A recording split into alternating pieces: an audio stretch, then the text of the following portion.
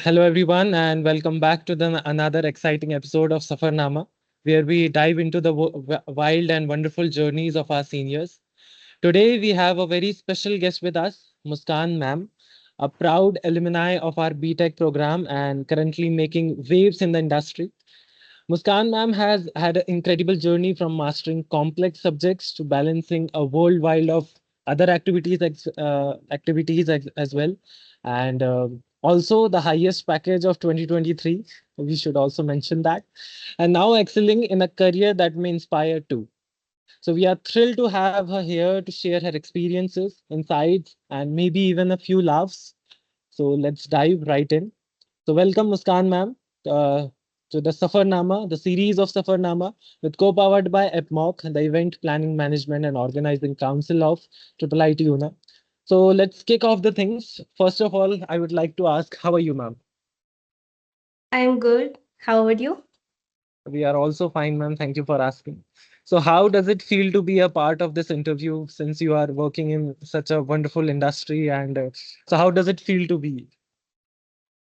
I am feeling very excited and I'm just Okay. curious to know the questions that you wanted to ask and the funny moment definitely.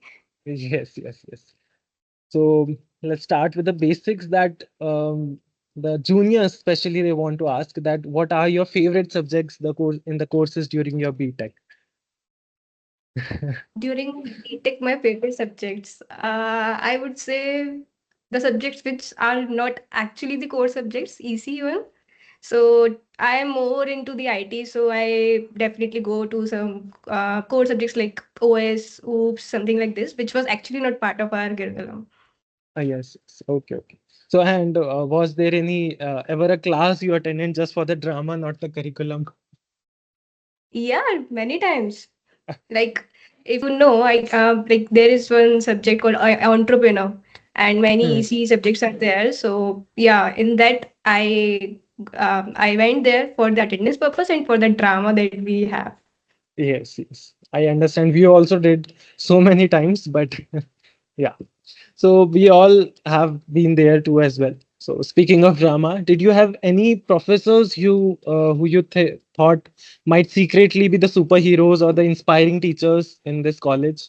Maybe someone who always had your back or inspired you in a big way. Yes, like actually there are many teachers. I Okay. believe the teachers in our IIITU are not that which are basically forcing you to be in that direction. Like if I'm from EC, that I should go in the EC direction or just read the EC stuff. They have supported me. Like during my internship, I was having 4 months internship. So my Okay. 1 month, the last month was colliding with the college. Okay. So Okay. basically, the last month was very hectic for me. Like I have to go to the classes and have to go come back and have to come and do my work and all. So there were teachers like Ankur sir was there, Nishta ma'am was there, and Okay. Gravel sir was there at that time. So they actually supported. They didn't force me to come to class and wasn't threatening me like I'll not give you attendance or something like that. So yeah, it helps me a lot during that time. So it like saved my time actually. Okay, okay. That's wonderful. That's so inspiring. So you have been through online sessions as well because there was a time when COVID pandemic was going on. So how does it feel to be a part of an online session and offline session? Would it affect any kind of studies of yours or something like that? Please share some experience of yours. Both have pros and cons. Like during Okay. online, I was able to do my work. Like, Mhm. we just neglected the classes work, like meeting is on, but we are not actually there. It was Yes. like we are just giving the exams, and that was also open book exam. We can just go and Yeah. like search it in Google or in the books. So that Yes. was one of the pros for me because, as I said, I was not into that easy stuff. So I basically neglected all that things and I was completely focusing on my stuff. Okay. But yes, it was the cons, I will say. The socializing wasn't there. Like, Okay. there are many students who actually don't know who are my classmates, who are my batchmates, Mhm. and just forget about the juniors. We don't know about our batch. So Okay. that was one thing. So that was one thing we missed out. Like we just spent around 6 to 8 months with us, and then we just were studying from our home. Okay. Then Okay. it transitioned. Then we just came to college for a year. It was a great thing. Like I'll not say just a great thing, a adventurous one, because some were actually working for the placements, some were placed, so they were enjoying their life. So yeah, it was kind of a mix. We were able to socialize, we were able to make connections, we were able to meet the great juniors as well, and was also forced to study. So yeah. Okay. Okay. So, which mode of study do you like, the offline mode or the online mode? Because in offline, Definitely I online. okay, because in the offline mode, I can consider that that was the placement time, and you are more Yeah. encouraged towards placement. Yeah, Yeah. that was really tough. Like, yeah, that was a very challenging part. One time you Yes. are just actually giving interviews, and and then the other time you are forced to go to the classes and have to give exams and actually read that thing, right? So it was Yes. Yes. kind of complex, but yeah, teachers were actually supporting that thing. So I like if you can make connections over there, if you are able to handle your attendance part, then I think it is all sorted. Okay. Okay. That's wonderful. And another thing that I want to ask, that balancing of academics. So, firstly, I want to ask that have you been through all the extracurricular activities like singing, dancing, speaking, or something like that? Not much. Okay. Like I participated in my first year in the athletics Okay. part and all. We also went to IIIT one. Hmm. But yeah, I didn't invest much time over there. Okay, okay. So you have been obviously you did well in the academics, the curricular activities, and you are very a bright student at IIIT Una. So we just wanted to know the projects that you have done in your B.Tech program. Some interesting projects, and can you elaborate on any specific research or the capstone project that you undertook? So during my B.Tech, two projects were there, which I would say were very important and were time taken for me. So Okay. first was the last project that we did in my eighth semester, that we also submitted in my college and have also presented in other colleges as well, and have Okay. also like was thinking to open a startup regarding that, like on that basis. So that project was shop based. So basically the problem or the use case that this project was solving was like, you have seen many products which are floating in the market, but they are not actually the branded one. Like Adidas shoes are there, but you will find many shoes which are not Adidas, but it is like misspelled or the logo is different, means the fake products, right? So we were targeting that thing. um, our product was something which will tell you who is the current owner, who was the previous owners, and all the timeline from where it is manufactured and all. So this will help the user to have the products which are actually branded, like they are paying a lot of money, so they should get the real product. And Okay. also the companies, like if I am purchasing something, I am purchasing as I'm buying something, some Adidas products, like some branded product. But if that product is not good for me, then I'll say that company is not good, right? So it's basically defaming the company also. So it's basically helping both the things, both the users as well as the company. So that was my first project. And there was one project which we created in hackathon, that was offline subway. That was the this project was basically, we are somewhere in the shop and now we wanted to make any transactions. Now my internet is not working, so how I will make transition, right? So like there is Okay. one thing, like we can make a call and can have transition, that's one thing. But still we cannot go up to the limit. There is also a limit and you will have to make a call or have to send a message. So we created one product where we were able to make transitions offline. Like you will have a wallet of yourselves, and then you can like have your money in it and can choose and can like choose to transact or withdraw money accordingly. So that was my two Okay. projects. Okay, okay. So means how did these projects influence your technical skills and the career trajectory? This was very helpful because we actually worked on these projects in our last year, and have actually helped us in finding out where it can be improved. As I said, we also presented one of our project in many colleges, and there were many feedbacks like, yeah, we can make this thing, we can include AI. There is many stuffs and many feedbacks which was actually helpful. So by making that project, we actually got many explorations, like where we should improve, what are the areas that we didn't see in our earlier stage but are able to see now, what are the factors that we should see, or what are the factors that we can ignore. Something like this we I explored during that time. Yeah, so that's actually helpful in my dev stuff also. Like, I got to write in my resume, I worked on this, and my skills are also improved, because if you are making something for a startup purpose or something big, then you are Yes. actually not, you can't be restricted on the tech stack. Like, I will use these 3-4 stacks that I know and I cannot go beyond. You will have to go. So it Okay. increases my skill stuffs, and also I got one of the very good project. Amazing. That sounds so good. And And so for current B.Tech students aiming to specialize in your field, so which advanced courses or electives you would recommend? What help you the most? So we just wanted to know from your side. electives, I would say that's a personal choice, but yes, if you are basically trying to move to IT, if you're an Yes. EC student, if I'm talking about from an EC perspective, then I would suggest, if you're not able to read some stuffs, like if you're applying for IT jobs, then the core subjects like OS, OOPS, and all, you must know. Otherwise, it will create problems in your interviews. If you're able to handle them on your own, then that's well and good. Otherwise, there is one elective called DBMS. Like, if you are having a subject and you have to give the exams of it, then definitely you will read, even though you're just reading it for a day or two, but still something will remain in your mind, right? That, yeah, I have read it somewhere, and that will eventually help you in your interviews also.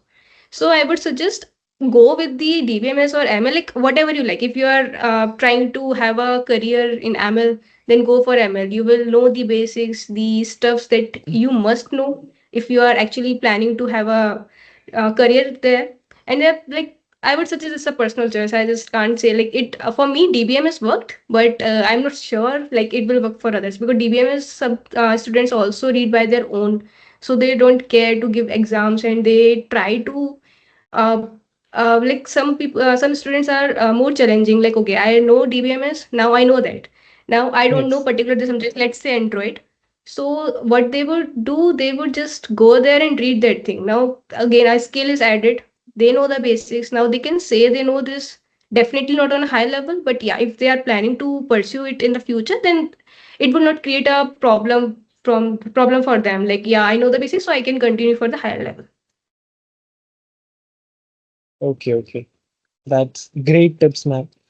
So now let's talk about the transition from college to the real world. Okay, how well you did your B.Tech curriculum prepare you for the practical challenges you face in your job? And were there any gaps you noticed that new graduates should be aware of? Yes. Like, if I talk about the transition from the college to the corporate, then Yes. yes, big, it's really big one. Like, first of all, the procrastination. Right now in college, what we are actually looking is, I have to go to my class, have to fulfill my 75% attendance criteria, have to give my projects, and etc. etc. We procrastinate the things to the last day. Like, if X is the deadline, and I will give it at X only, right? These things do not work here. Like, you can do that, deadline, yeah, definitely is there, but if you will like procrastinate, then it is noticed, and you would be judged on basis of that. Like, your performance is basically evaluated on daily basis, and there is a schedule. Like, you just can't go at any time and doing your own means, yeah, like, definitely pros are also there, you can go anytime, like at 11 or 12 in company. But in some companies, there are rules that you have to come over here and have to spend some particular hours, and then only you are able to leave. So yeah, that are the transition changes. And which your second part was, what helped me, the Yes. curriculum part, right? Yes. So Yes. yeah, the dev one. Like, if I don't know if I don't know how the dev things work, like, if I don't know anything, like any React or any particular language or anything, then if someone will give me task in the company that you have to deal with this thing, I don't know the basics. I don't know, like, just talk about from the very scratch thing, like GitHub. we as college students, I'm not sure whether everybody knows GitHub. So if you're in a company, then they actually think you should know GitHub commands at least for the pull, push, merge, etc. So yeah, I would say if you are in a company, you must have the basics of dev, how things work, the flow thing, and um, the scalability basically, like how we can improve things. You should be open to the opinions and what are the areas that you should work upon. Yeah. Okay. So means in companies you can't procrastinate the work, but in colleges we can, talk with the teachers to shift the assignment, Correct. to shift the deadline. Correct. But in companies it's not possible. Yeah, like because you are basically working on a project. Hmm. You basically have to prove you're a team player. You just can't say, okay, okay, I'm any kar raha, you just do it. This thing do not work. Yes, Like yes. in college, if we are making a project also, then kya hota hai? Like project mein one student is doing something, one is making PPT, other is just sitting idle or doing nothing. So Yes. these things do not work in this area. Yeah. Great, great. Now, the industry connections can be such a game changer. So, speaking of which, so did participation in technical competitions or hackathons play a role in shaping your problem solving skills and innovation mindset, something like that? Yeah, it is because in hackathons we are working on a project which is very like what should I say? Which is not having any boundaries. You are just given a theme. You have to think the idea. You have to execute it. You are completely free to do anything. Like nobody is going to tell you that these are my requirements and you have to do this. Now you have to think what should be the requirements. Now you are the designers.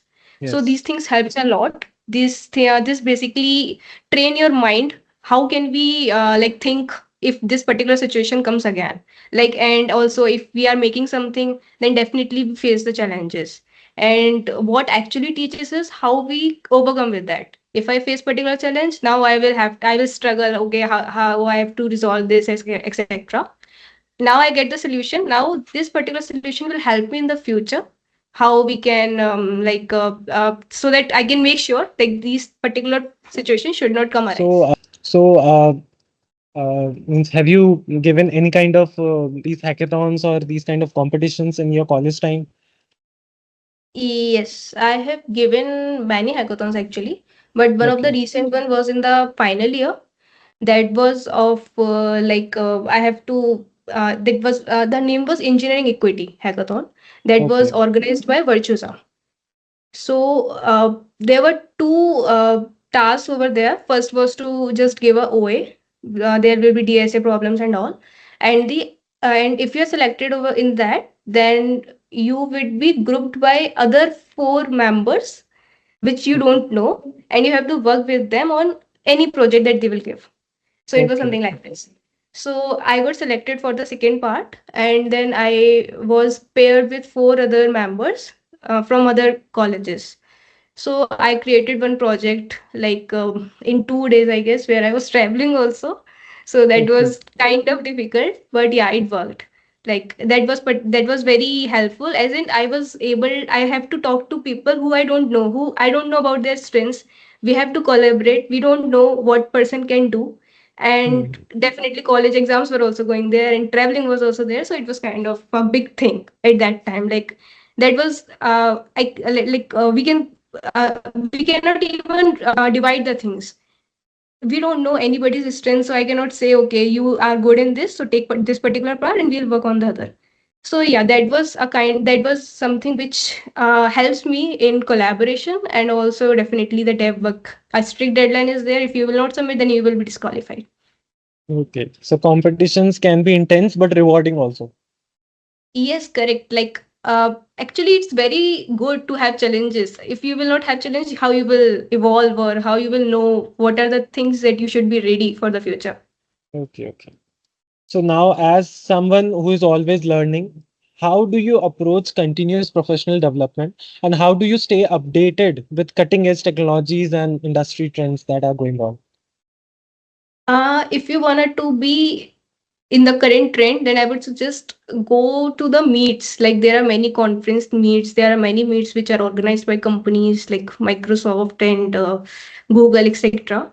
So you should go there. They actually tell you what they are going to do in the future and what projects they are working on and what are the current projects they are in.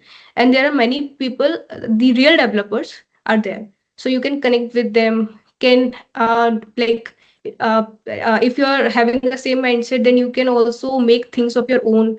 And yeah, it helps you a lot. Like you cannot be in just a one room where you know, okay, this is my task, I have done my task, that's it. That should not be there. You should know what are the current trends and what are the areas that you can work upon. Like if I talk to one person, if he says something which I'm not aware of, now if that thing interests me, then it is possible that in the future I'll take that up. So basically it's increasing my horizon. Okay, okay. That's great. That's literally, I'm taking this interview so seriously, and I'm suggesting my juniors to watch that interview. And literally, that's a key to staying ahead. So now, can you walk us through your career journey after your graduation from college? So what was your first job? Is it your first job, or and how did you secure it? Any interesting stories there? Please elaborate about your industry. Yes, so I'm currently working as SD in LinkedIn. This is my first company, and I was also an intern there. So Okay. during my internship, we were at the home, so it was not like an on-site one. We were doing internship from the home itself, and one college with the and 1 month with the college. So after that internship part, I got this full-time offer. And then during this transition from an intern as a full time, it was a big change. Like in the intern time, it was they have given you a project, you have to finish the project. Like definitely they will help you out if you are stuck because you are a college freshie, but still they will expect you that you find out by yourself. Like you should use your own brain, you should challenge the authorities also. Like if you are giving me this particular solution, then why this solution is there, why this solution can't be there? Like you must show your initiative, your confidence, your skill. Like it's fine if you're not, if you're wrong also. If you're just suggesting something, it's considered a positive point. Like basically you understood your task and trying to make an impact or trying to give opinions for that. So that things helped me a lot. And in the full time, it was completely a different one. Now, nobody is your mentor. Nobody is going to give you or tell you what you have to do. You will be given a task and you have to finish it. That's it. You can take help like as a collaboration one, but yeah, they are not binded to you. Like they will help you out and all. So yeah, Okay. that's the thing. So you should be like prepare yourself that if anything is there, then you have to help yourself for that. Okay, okay. That's amazing. So looking forward, like what emerging skills or knowledge areas do you believe will be the critical for the engineers entering the workforce in the next few years? Like what are the skills that a person should work on? Yes. I would say ML or AI is currently trending. Like Okay. many, like OpenAI is there, which is which is really working on it. And there are many companies and many of the existing companies like Google or anyone. So they are highly investing on AI ML part. And even Okay. in my own company, they're highly investing over there. So yeah, if someone is actually trying to upskill himself or herself for the AI or ML part. So I think it would create an impact. Like definitely web and Android, these skills are also good. But if we just go to the marketplace, then if there are two jobs for web and Android or AI, web and Android, then there will be like 4 to 5 jobs for the AIML. So basically, we'll get more opportunities and more exposure in the AIML. That's I believe. Okay, okay, okay. That's amazing. The industry is always evolving. So for students who are preparing to enter the job market, what advice would you give about preparing for the interviews and building their professional profile? So if you are like going to sit in the placements, then first make a good resume, something that should pass the ATS score. Like if you're just targeting some startups or some companies on the basis of depth, like web, AI, ML, or etc. So your resume should have that keywords which are actually highlighting what are the what you know, and you should have good projects. And if it is possible, then also paste a demo link where if a particular HR or HM is seeing your resume, then he or she is able to see what you actually do. Like nobody goes through the code, nobody will go to the GitHub, like they will just read the README and all. Yeah, one more thing, like if someone is making a project, I saw many students, they do good projects, but they don't make any README file or just a basic single line stuff. That's it. I would suggest make a good one, because if someone who don't know about you, who don't know what you actually did about you and your project, then they what they want is they will just go and will just see the conclusion part, that which is a readme. Okay, so what you did, what was the problem case, and what you resolved. That's it. And if it's a demo link, then it's well and good. After the resume, you should more work on the CP part. I'll say CP or the like coding part, because for every company you are basically like participating in for the hiring process. Then they one DSA round will definitely be there. And that it depends on the company to company. I'm not saying just go with the high level, that you have to go with the complex questions and all, but just you should know the basics at least. Like if someone is telling you the basic stuff or basic question, then you are able to, like, you should not get rejected in that round. Because as a fresher, I would say it's really easy to grab a job, because you just have the coding and the DSA problems and all. Rest, there is just one interview based on your resume or your projects. That's it. Like more tech rounds are not there. But if you will go, if you are able, if you want to switch or wanted to change the job, then you will have to go with the design rounds and all, which is quite complex for a college student. So yeah, basically, be very thorough with your coding, like at least the basic stuff. And if you're trying to like, if you know I'm my interview scheduled after 2 weeks for this particular company, then search that company. Like on lead code discussion, you can find what was the previous questions that was asked to the students or the other person who tried. And you can also check it out on the GitHub and on what should I say, Geeks for Geeks are there. You can check the previous question, what was the level that they asked, so you can prepare accordingly. Like if I see, okay, so this particular company mostly asked me this 3 level wala question, so I would improve myself in that area more. Like, okay, I have to basically search these things and have to do that. And like you should know what you are actually going to participate, right? If like just not, it should not be a blind box that just went there and I don't know what they're going to ask me. So be prepared with the whole process. True, true. So you have mentioned that ATS score of your resume should be okay. So is there any particular benchmark set for this score? Something like it is above 70 or 80?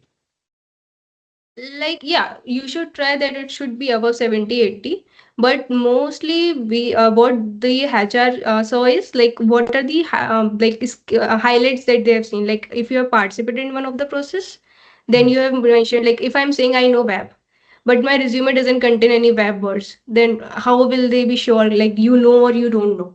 So you must know these particular words. And there are many templates which are like available online. You can see them and just edit that part, so it's kind of easy one. Okay, okay, okay. So um, every college has their internship period. So can may I know that do you feel any difference between an intern or a professional job worker? Yes, there is, because when someone is an intern, they are just given one project or some task, but they are not basically responsible if something goes wrong. Like if any production failure is there, you just can't go to the intern. Okay, it happens because of this person. Like you are not at the responsibility level. You are just like a kid in the playground who are just playing with the stuff and is given an opportunity to prove him or herself. That's it. As a Okay. professional, as a full-time professional, you are responsible for everything. If something went wrong, then your manager will be there to see you. Like he will not say to your intern and all, but he will say to you, because you are actually getting paid for that job. Interns are also of two types, right? Someone is paid or non-paid. Not made, I don't know. They should actually don't do should not do this. But yeah, I mean, they are not that in that responsibility wala stage. Okay, okay. So What do you think that internship in the mid of the college period, is it okay for the students? Is it beneficial for the students or not? It depends. Internship is good for the exposure. You will know the corporate standards. You will get many people with whom you can work. But if it is compromising with your skill set, then you should not do. Like I saw some students actually do 2 to 3K stipend to do. They do internships with having 2 to 3K in their second year, I guess. So it's not good according to me, because you're just getting 2 to 3K. It's, I think this is your motive, that you're getting paid. But you should also see that it's wasting your time. Like, you're investing 7 to 8 hours over there just to get 2 3K. And if you invest this particular time in other things to improve or to upskill your things, or to make your resume better. So, coming to the next part, that how do you handle your work-life balance, especially in a demanding industry? Handling the work life balance. So yeah, it depends. Like, if you are, it's not like you will have work daily on a tight deadline basis. You would have a work, you know the deadline, you know when are the sub parts of that work need to be delivered. So yeah, I basically just divide the task in some particular things, like parts and all, and have an internal deadline. I have to finish this particular thing by these days. So I do these particular subtasking at my level, and then delivered. We have Saturdays and Sundays off also for our Okay. other activities, where we just go and just roam somewhere. So that basically it's really needed. Like, you just can't do work at 24/7. There is some part that you should meet some new people, or just explore some new areas, have good food, etc. So these things are required. And yeah, if you have some hobbies, like, you should explore that too. Okay, that's true. So, as we, the final year, recently did the internship, and we, most of us have experience like what corporate life is. So, what I just wanted to know, like, what motivates you in your professional life? In my professional life, what motivates me? um okay, so first, yeah, I'm getting a chance where I can be independent in terms of money and in terms of living my own life.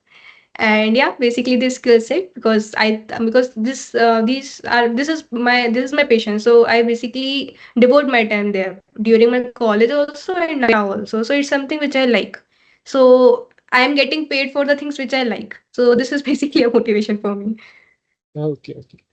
So, is there any future career aspirations or goals, or you want to stay with the your right now life as well?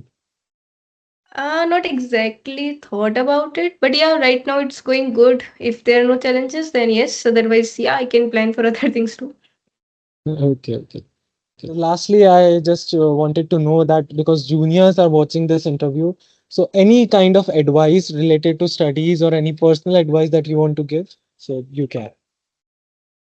Uh, I would advise that, yeah, if you're not sure what you wanted to do, like first year don't know what they should pursue.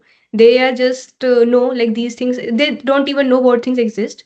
If they saw someone and they're just following them, then that's not good.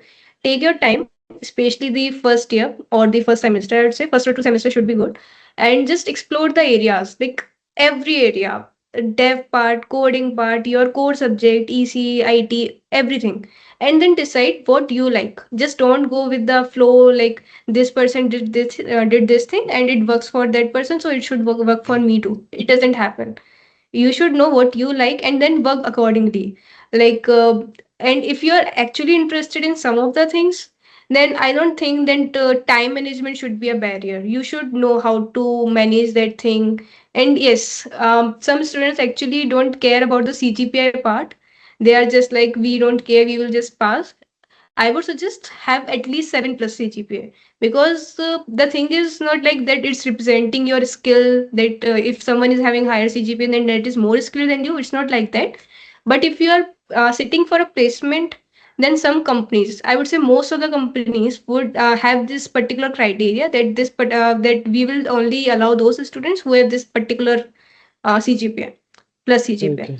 So yeah, you should not be in that situation where you are not able to prove yourself. Like if you know many things, but if you are not able to sit in that placement, then what's the point, right?